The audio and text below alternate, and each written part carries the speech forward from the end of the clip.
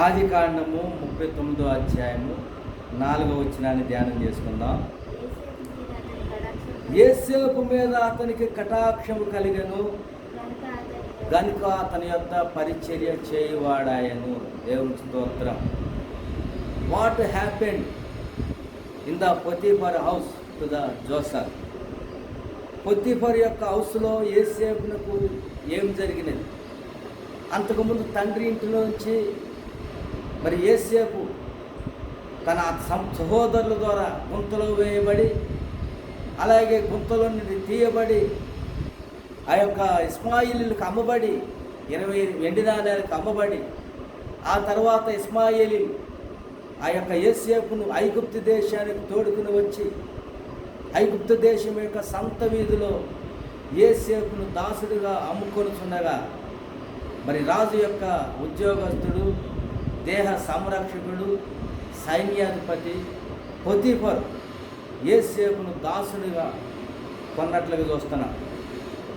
మరి తండ్రి యొక్క ఇంటి నుంచి మరి విడిపించబడి మరి పొతీఫర్ యొక్క గృహానికి యోసేపు ప్రవేశించినట్లుగా చూస్తున్నాం. పొతీఫర్ యొక్క గృహంలో యోసేపు వర్ధిల్లుతున్నట్లుగా చూస్తున్నాం. దీనికి కారణం ఏమిటంటే యోసేపునకు దేవుడు తోడుగా ఉన్నాడు, తండ్రి ఇంట్లో తోడుగా ఉన్నాడు. మరి రెండవదిగా పొతీఫర్ ఇంట్లో కూడా దేవుడు తోడుగా ఉన్నాడు. ఈ అధ్యాయంలో యెహోవా యోసేపునకు తోడై ఉండనని 4 సార్లు రాయబడినట్లుగా చూస్తున్నాం. దేవుడు తోడుగా ఉన్నాడు కాబట్టి అతడు వర్ధిల్లుతున్నాడు. అతడు చేయనిదంతయు కూడా దేవుడు సఫలం చేస్తున్నాడు. ఆ యొక్క సఫలం చేసే విషయము మరి తన యజమాడైనటువంటి పొతీఫర్ చూసి, యజమాడైనటువంటి పొతీఫర్కి యోసేపు మీద కటాక్షం కలిగింది. కటాక్షం కలిగినది కాబట్టి యోసేపు పొతీఫర్ దగ్గర పరిచర్య చేయడం ప్రారంభించాడు. మరియు పరిచర్య చేయటమే కాదు, కటాక్షం కలిగింది, పరిచర్య చేస్తున్నాడు. మరి పొతీఫరి తన యొక్క దాసుడైనటువంటి యోసేపును తన ఇంటి మీద విచారణకర్తగా నియమించాడు. తనకు కలిగినదంతయు అతనికి అప్పగించాడు. ఆ విధంగా అంచెలంచెలుగా యోసేపు పొతీఫర్ ఇంట్లో తన మరి ఏ విధంగా తండ్రి ఇంటిలో అంచెలంచెలుగా కలలు దేవుడు తోడుగా ఉన్నాడు కాబట్టి అంచెలంచెలుగా అభివృద్ధి పొందాడు. పగబట్టారు సహోదరులు, అలాగే మరి పగబట్టారు, మరింత పగబట్టారు, అసూయపడ్డారు.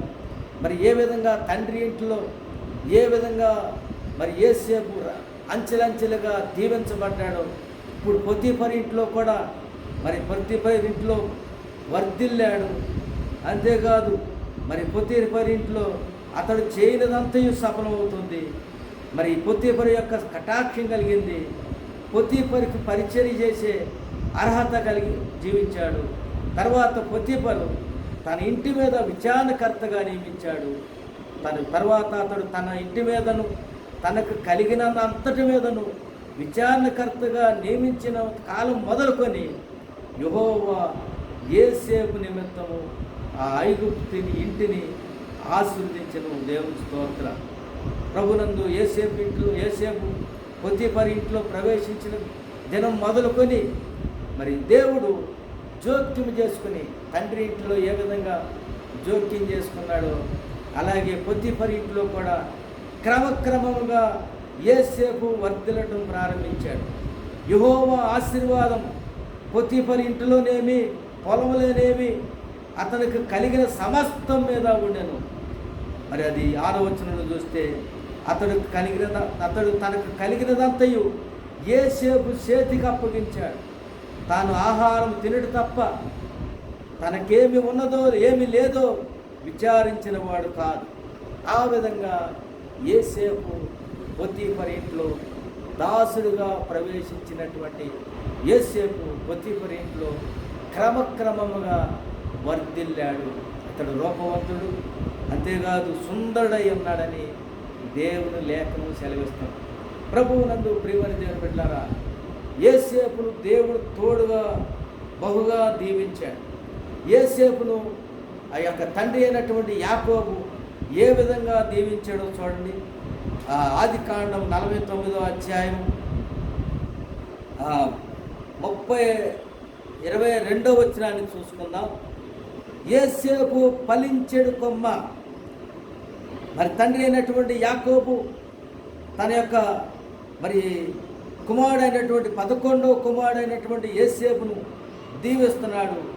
యోసేపు ఫలించెడు కొమ్మ, ఊట యొద్ద ఫలించెడు కొమ్మ, దాని రెమ్మలు గోడ మీదకి ఎక్కి వ్యాపించును. యోసేపు మరి ఊట యొద్ద ఫలించెడు కొమ్మ, అంతేకాదు మరి తన మధ్య జీవితంలో కూడా ఫలించెడు కొమ్మ, దాని రెమ్మలు గోడ మీదకి ఎక్కి వ్యాపించును. మరి యోసేపు యొక్క రెమ్మలు మరి గోడ మీదకి ఎక్కి వ్యాపించును. విలుకాండ్రు అతను వేధించి, వారు బాణములు వేసి అతను హింసించి, విలుకాండ్రు అనగా తన సహోదరులు అతన్ని వేధించారు, బాణములు వేసి గాయములు చేసి అతను హింసించారు. మరి 24వ వచనం చూస్తే, మరి యాకోబు కొలుసు పరాక్రమశాలి అయిన బలం వల్ల. యాకోబు కొలిసే పరాక్రమశాలి ఎవరంటే మన ప్రభు అయినటువంటి దేవుడు. ఆ యొక్క యాకోబు కొలుసు పరాక్రమశాలి అయినటువంటి హస్తబలం వల్ల అతని విల్లు బలమైనదగును. మరి అతని యొక్క ఇశ్రాయేలునకు బండ ఆయనే, మేపెడువాడును ఆయనే. నీకు సహాయం చేయును తండ్రి దేవుని వల్లను, పైనుండి మంటి దీవెని వల్లను, ఆ యొక్క క్రింద దాగి ఉన్న అగాధ జలముల దీవెనలతోనూ, స్తనముల దీవెనలతోనూ, మరి ఆ గర్భముల దీవెనలతోనూ నిన్ను దీవించు సర్వశక్తిని దీవెని వల్లను అతనికి బాహుబలము మరి దిట్టపరచబడినని, నీ తండ్రి దీవెనలు నా పూర్వీకుల దీవెన అయి ఉన్నది. కాబట్టి యోసేపు నీ యాకోబు బహుగా దీవించాడు. అతని యాకోబు కొలిసే పరాక్రమశాలి అయినటువంటి, సర్వశక్తివంతుడైనటువంటి, సర్వాధికారి అయినటువంటి దేవుని హస్తబలము అతనికి తోడుగా ఉన్నది. కాబట్టి అతడు ఫలించిన కొమ్మ ఊట యొద్ద ఫలిస్తాడు, గోడ మీదకి ఎక్కి వ్యాపిస్తాడు, గోడ మీదకి తన యొక్క ఇంటి మీదకి ఎక్కి వ్యాపిస్తాడు, పొత్తిఫరు ఇంట్లోకి ప్రవేశిస్తాడు.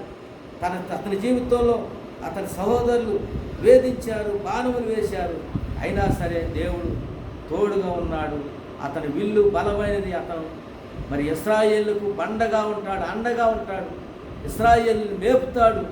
మరి ఆయనే తన సహాయం చేయు నీ తండ్రి దేవుని వల్లను, పైనుండి మింటి దేవుని వల్లను, పరలోకపు కలల ద్వారా, దర్శనాల ద్వారా, క్రింద దాగి ఉన్న అగాధ జలముల దీవెనలతోనూ, తన తండ్రి పూర్వీకుల దీవెనలతోనూ, స్తనముల దీవెనలతోనూ, గర్భముల దీవెనలతోనూ నిన్ను దీవెనలను, సర్వశక్తిని దేవుని వల్లను నీవు బలము, నీ బలము దిట్టపరచబడినని తండ్రి ఎంతగానో దీవించినట్లు చూస్తాం.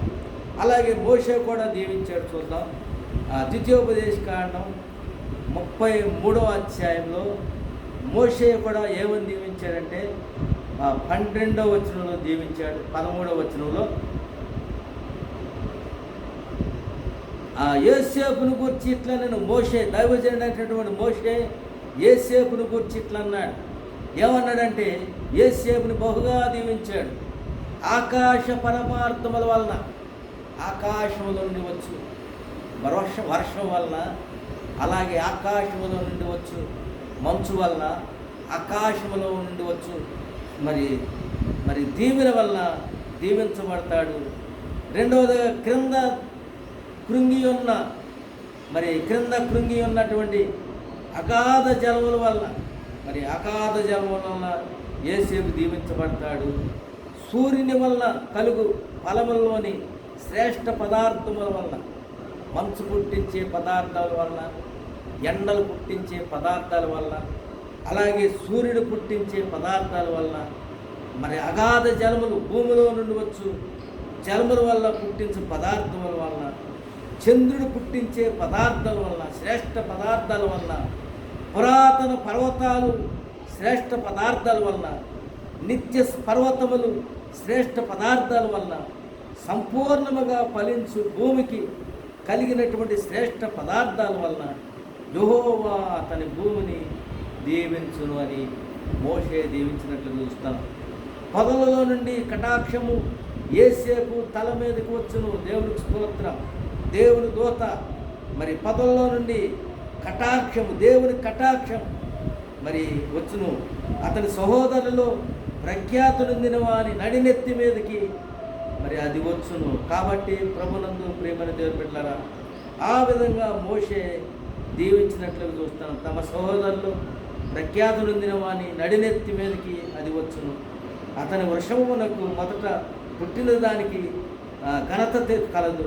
అతని రొమ్ములు దుర్పోతు కొమ్ములు, వాటి వల్ల అతడు భూమి ఆకాశముల వరకు జనములను త్రోసివేయును. ఎఫ్రాయిము యొక్క 10,000 మనష్షే యొక్క 1,000 అలాగునుండును.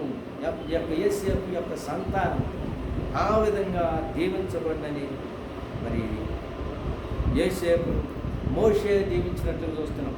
ప్రభునందు ప్రియమైన దేవుని బిడ్డలారా, దీని అంతటి కారణం ఏంటంటే యెహోవా అతనికి తోడై ఉన్నాడు. దేవుడు తోడుగా ఉన్నాడు కాబట్టి దేవుడు ఆయనను మరి తండ్రి ఇంట్లో దీవించాడు. అలాగే పొతీఫరు ఇంట్లో దీవించాడు. పొతీఫరు ఇంట్లో మరి అన్ని విషయాల్లో మరి పొతీఫరు ఇంట్లోంచి ప్రమోషన్ రావాలంటే పొతీఫరు ఇంట్లో సమస్య రావాల్సిందే. పొతీఫరు ఇంట్లో సమస్య వచ్చినది కాబట్టి అక్కడి నుంచి ప్రమోషన్ ఎక్కడికి వెళ్ళాడంటే చెరసాలలోకి వెళ్ళాడు. చెరసాలలో కూడా యెహోవా అతనికి తోడై ఉన్నాడు కాబట్టి చెరసాల నాయకుడికి కటాక్షం కలిగింది. చెరసాల నాయకుడు మరి ఆ యొక్క విచారణకర్తగా, చెరసాలలోనే విచారణకర్తగా నియమించినట్లుగా చూస్తున్నా. పొతీఫరు ఇంట్లో సమస్య రాకపోతే చెరసాలలోకి వెళ్ళేవాడు కాదు, ప్రమోషన్ వచ్చేది కాదు. తండ్రి ఇంట్లో సమస్య రాకపోతే మరి పొతీఫరు ఇంట్లోకి ప్రమోషన్ వచ్చేది కాదు. పొతీఫరు ఇంట్లో చాలా కాలం మరి దేవుడు ఆశీర్వాదం పొతీఫరు పొందాడు. పొతీఫరుకి మరి ఎంతో నమ్మకమైనటువంటి పరిచర్య చేస్తున్నటువంటి ఆ యొక్క పొతీఫరు ఇంట్లో మరి చివరికి భార్య కావాలా, మరి నమ్మదగినటువంటి దాసుడు కావాలా. మరి అగ్ని పరీక్ష వచ్చినప్పుడు చివరికి ఖురాన్లో రాసి ఉన్నది, ఏమని రాసి ఉందంటే మరి యొక్క తన భార్య మరి యోసేపు మీద రూపవంతుడు కాబట్టి, సుందరుడు కాబట్టి యోసేపుతో మరి ఆ విషయంలో పొరపాటు జరిగిందని మరి మరి పొతీఫరు మీద పొతీఫరు నేరస్థాపన చేసినప్పుడు యోసేపు కాముగా ఉన్నాడు. అలాంటి సమయంలో అక్కడ ఉన్నటువంటి చిన్న పిల్ల చెప్పిందంట యోసేపు నిర్దోషి అని. అయితే యోసేపు నిర్దోషి అని పొతీఫరుకి తెలియదా? పొతీఫరుకి తెలుసు. తన యొక్క మరి ఏ విధంగా మరి పిలాతు ప్రభుత్వం నిలబడాలంటే మరి వారందరూ కేకలు వేశారు, సిలువ వేయండి, సిలువ వేయండి కేకలు వేశారు. జనులు కేకలు వేసినప్పుడు పిలాతు వారు ఏమని కేకలు వేశారంటే, తాము రాజులని చెప్పుకున్న ప్రతి ఒక్కరూ కైసరుకు వ్యతిరేకంగా ప్రయత్నం చేస్తున్నారు కాబట్టి మరి కైసరు మాట వింటావా, నీ పదవి కావాలా, మరి యేసు ప్రభువును సిలువేస్తామని చెప్పినప్పుడు తన పదవి నిలబెట్టుకోవడానికి కోసం మరి పిలాతు మరి యేసు ప్రభువుని సిలువను అప్పగించినట్టుగా నిర్దోషి అయినటువంటి యేసు ప్రభు వారిని సిలువకు అప్పగించినట్లు చూస్తున్నాం. కాబట్టి కైసరుకు శత్రువుగా ఉండకుండా తన పదవిని నిలబెట్టుకోవడానికి మరి పిలాతు యేసు ప్రభువును అప్పగించినట్లుగా ఇక్కడ కూడా పొతీఫరు కూడా తన కుటుంబాన్ని నిలబెట్టుకోవడానికి మరి చెరసాలలో యోసేపును పంపినట్లుగా చూస్తున్నాం. దేవుని అనుగ్రహాన్ని పోగొట్టుకున్నాడు పొతీఫరు.